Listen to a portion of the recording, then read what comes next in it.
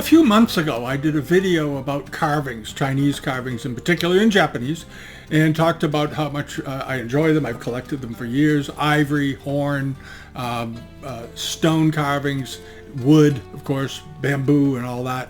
And in it, I mentioned that it's kind of too bad that antique elephant ivory can no longer be sold.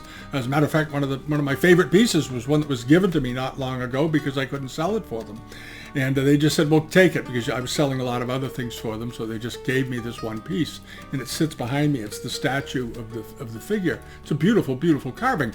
But the point was that in the video, I was very sad that no longer can you buy and sell antique ivory and rhinoceros horns legally in most countries because of the misguided idea that stopping the sale of those things is going to somehow magically impact the poaching industry. Because in 2015, what I learned was that poaching has nothing to do with the antique ivory market. There's no connection. And it's been proven over and over and over that there's no connection between the demand for antique ivory and antique rhinoceros horn carvings and the drivers behind poaching elephant ivory and rhinoceros horns. All right, rhinoceros horns aren't even carved anymore. They use them as medicine to prevent, in some parts of Asia, China, and Vietnam, and particularly, they think that it cures cancer and is an aphrodisiac, which of course is silly. In China, much of the ivory that was poached and brought into the country was not carved right away. A lot of it was stored as an investment, sort of the way that people buy and store gold bullion and so forth. And once it is carved, it would never pass muster with an antique dealer as being old. It would be like a brand new Chippendale chest trying to pass itself off as an antique Chippendale chest. Two entirely different markets. And this is something that finally sunk into the U.S. The Massachusetts legislature, because they were pushing two bills. One was called the House bill was H1275, and the Senate bill was S440, and both of them ended up going to committee where they died. Fortunately. And the reason we know that the poaching industry has almost nothing to do with the antique ivory market is because of this graphic that was put together by an organization called Traffic, and they're devoted to studying and finding ways to prevent elephant poaching, to preserve them. And they put together this graphic, and they thought this graphic was going to be a great help at the hearing. Somebody was showing it around, and it shows China coming in at the time of consuming roughly 6,570,000 pounds of ivory a year, and the United States was consuming roughly, they estimate, around 3,000 pounds a year. And as a percentage, you have to understand how small 3,000 is against 6.5 million. It's 0.00045%. It's not even 1%. It's not even a fraction of what. It's a minute fraction of 1%. And because of that, of course, stopping the sale of antique ivory in the U.S. is not going to have any impact on ivory coming out of Africa illegally and being sent to China. And even prior to the 1980 law, I know because I was in the business back then, I was collecting back then, you didn't see reproduction ivory turning up in antique shops. You didn't see it really anywhere. You saw tourists would bring it back from Hong Kong when they went there, and people were bringing back bits and bobs of ivory when they would fly in from trips to Africa, in particular East Africa, where there was quite a bit of ivory being poached and carved and sold to tourists. And you can't bring that stuff back, of course, but people do. And they estimate that about 3,000 pounds a year were being consumed in the United States. If you break that down by the day, it's a little under about 8 pounds a day, which is, when you consider a country of 330 million people, that you're basically talking about brooches and rings and hairpins. Added up in a day out of that many people traveling internationally with thousands of planes, you're talking about a very small items. You're not talking about any major importation, no major importations of ivory. So anyway, that's where that was left. And then the last couple of months, I've noticed something interesting happening. This is a Woolly and Wallace sale that took place on May 21st. Rhinoceros horns. And of course, you have these. Gallery Zach in Vienna, they've got a bunch of ivories coming up. Here's some more of the Gallery Zach sale. And then over in Germany, in Cologne, is this horn is coming up. When is this sale? It's in a few weeks. It's next week, June 18th. Estimated at 30 to 50,000 euros. This very nice 18th century rhino horn on this spectacular root sort of Lingbai fungus base, all beautifully carved. And what this means is that they can be exported and sold openly now in the EU. This is what this means. And in England, because England is no longer part of the EU technically.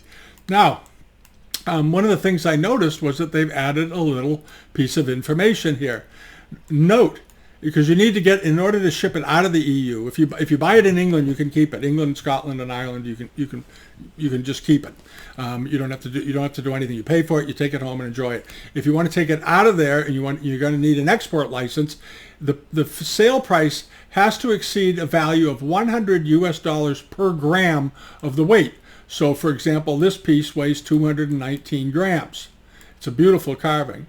And in order for that to earn an export permit, it would have to sell for more than $21,900 or more, all in, including buyer's premium and everything else, I assume. All right, and the same goes for all of these lots. So that's one of the ways they're doing it. I guess they've sort of determined that $100 a gram maybe is the medicinal value in Vietnam. I'm not sure what it is, or in China where they grind them up. Nobody is buying these and grinding them up that I've heard of yet, but. So I'm sure somebody out there will say that they are, but I don't know who. At any rate, these can now be sold, and they can be sold in Germany apparently over here, and they can be sold in Austria. So hopefully this wisdom will creep across the Atlantic to us. I'm just hoping. Now, the one thing I noticed that was sort of interesting was that this is the William Wallace online catalog, and it's lot 31 to lot 38. It skips lot 32, 3, 4, 5, and 6, and 7, because those are the rhino horns. And apparently William Wallace was they didn't want them displayed online where they could be visible in countries where they're not legal to purchase. That I believe is part of it. I know that they, in the U.S. for a while, ivory could be bought and sold in a couple of states, but because it was illegal in California and New York, you couldn't put it online. All right, and that's why sometimes you'll see ivory pieces on Invaluable or Live Auctioneers being sold by a seller in the U.S. and they take it down. Now, right now, I've noticed there are a number of sales in the U.S. that are selling elephant ivory carvings. These are antique carvings, not modern carvings, and they have not been taken down. So perhaps the laws people are starting to soften up a little bit on the legal ramifications of this product, and starting to recognize that they're beautiful things. Because the idea of banning it at the hearing, I said to one of the attorneys for the Commonwealth, I said to him, banning the sale of antique carved elephant ivory and carving antique carved rhinoceros carving would be like banning the sale of oil paintings from the 18th century because the federal government just put new restrictions on the manufacture of turpentine, or new restrictions on paint thinners or something. Some new Clean Water Act legislation banning the sale of those products now make it illegal to buy and sell antique oil paintings. The logic just is absurd and silly. But that is what they did, and they were trying to do in 2015 in a big way between PETA and the Clinton Foundation, with Chelsea Clinton trying to run everybody's lives, and PETA, that group of crackpots. So, at any rate, that's where it is now. Hopefully, the law will be changing around. I've thought it might for a long time. I've thought for quite a while that eventually you'll have. Common sense will start to prevail. The law will get loosened up a little bit. And it seems to be, certainly in Europe, is trending that way, because you didn't see rhino horns for sale in Europe very much for the last few years. You see them occasionally. They sometimes make it to the sale date without getting removed offline. Others don't. These were at William Wallace, and apparently they were able to sell. So, or being offered for sale at least. Maybe they didn't make the minimum. I don't know. But it's a hopeful sign for the art market, and maybe people will start to grow up and start to realize you can't condemn art from an era that you didn't live in, because you don't understand the mindset of the culture at the time. And part of art is a big part of art is, of course, the mindset of the culture. So there we are. This is sort of a ramble. I was just very happy to see these pieces. I was looking up some things today, and I came across them. I thought, oh, that's interesting. And it is interesting. All right. We'll be back tomorrow with the regular video and what's coming along. There's some good sales coming up I'm going to talk about. And if you haven't subscribed yet here, please do. We're always looking for new subscribers. And thanks so much for watching. Oh, and if you're a Patreon subscriber, we put up a new video over there just today. As you know, we put one up. We try to put one up every week, an extra video for the subscribers. So there's one there today. All right. Thanks for watching, and have a good week. Bye-bye.